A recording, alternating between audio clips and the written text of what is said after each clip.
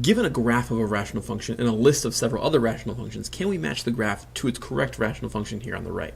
Let's examine what asymptotes we have. So we have vertical asymptotes at -2 and 2. Let's start with that. VA, we have x equals 2, x equals -2. Let's also go to horizontal asymptotes. We have a horizontal asymptote of x or y equals 1. So with this information in mind, one last thing we're probably going to want, we have a y-intercept of something a little somewhere between 1 and 2. So let's say y-intercept of about 1.5. We don't know. I don't want to try and make the guess is fine, 1.5-ish. As long as we're in that neighborhood, we're okay. So using this information, let's see if we can eliminate these answers on the basis of this information. Okay, so we have x squared minus 3x plus 7 over 4 minus x squared. Let's go ahead and look at the vertical asymptotes. This will have a vertical asymptote of 2 and -2 because it factors into 2 minus x times 2 plus x. And those 2 and -2 cause the denominator to be 0. So this is good on the basis of vertical asymptotes. This, however, is not, because the only vertical asymptote we get here is x equals 2. There is no x equals -2 vertical asymptote from this graph, so he's out.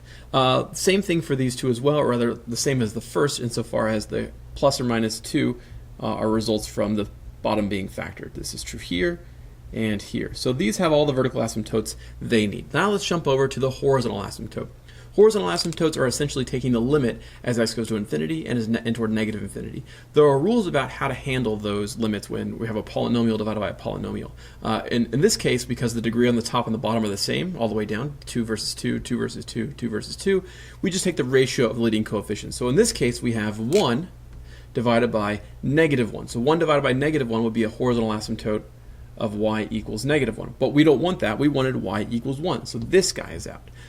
Here we have, in these two cases, we have 1 over 1 and 1 over 1, which does give me a horizontal asymptote of 1, so these two are still in the running.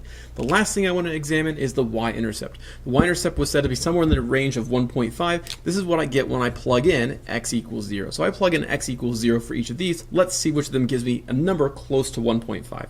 When I plug in 0 here, I get 7 over 4. Here, when I plug in 0, I get 7 over -4. Well, even though 7 over 4 is roughly 1.75, isn't particularly, it's close enough to 1.5, we can definitely eliminate this very last one because this is -1.74, or 75 rather, and we can see the y-intercept doesn't occur below the x-axis, so it can't be this graph at all, which means after eliminating all these choices, this must be our final answer.